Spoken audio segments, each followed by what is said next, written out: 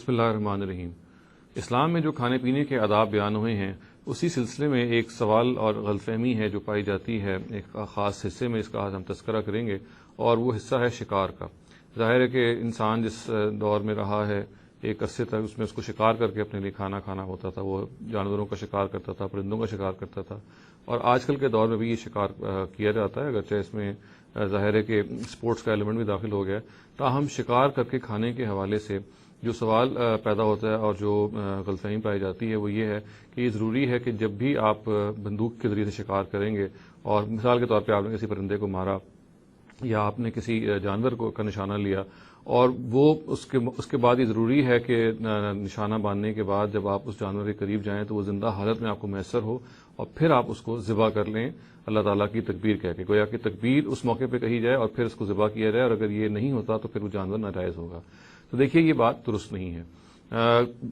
جو جانور کا شکار جب بھی آپ بندوق کی گولی سے کریں گے تو مثال کے طور پہ اگر آپ نے اس بندوق کی گولی پر جب لبی دبائی آپ نے بندوق کی، اس موقع پہ اگر آپ نے بسم اللہ اللہ اکبر کہہ دیا اور پھر آپ نے وہ جو بندوق کی گولی جب چلائی، بندوق چلائی اور وہ گولی لگی اس جانور کو جا کے، پرندے کو جا کے، اور آپ جب اس پرندے کے پاس پہنچے اور وہ اگر فرض کیجئے کہ مر بھی گیا ہے اور آپ کو ایک ریزنیبلی طور پہ آپ سرٹن ہیں یا کافی حد تک آپ سرٹن ہیں کہ جو اس کی جو وفات ہوئی ہے وہ بلڈ لاس سے ہوئی، یعنی اس گولی سے ہوئی ہے، یعنی وہ جو گولی لگی تھی اس گولی کے نتیجے میں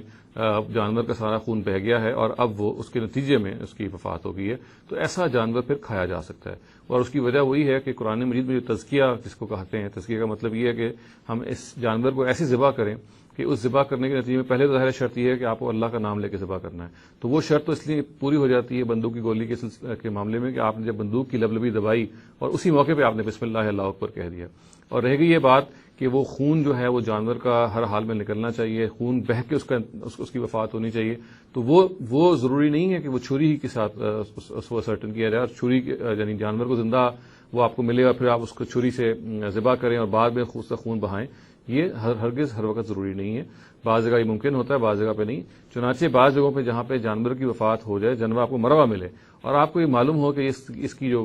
موت ہے یہ اصل میں آپ کے اس بندوق کی گولی سے ہی ہوئی ہے، اس سے بلڈ لاس ہوا ہے، اسی سے خون بہا ہے اور اس کے نتیجے میں جانور جو ہے وہ ایکسپائر کر گیا ہے، تو یہ جانور کھانا بھی بالکل حلال ہوگا اور یہ مردار کے حکم میں ہرگز نہیں آئے گا۔ اقول قولی ھذا واستغفر اللہ لی ولکم ولسائر المسلمین والمسلمات۔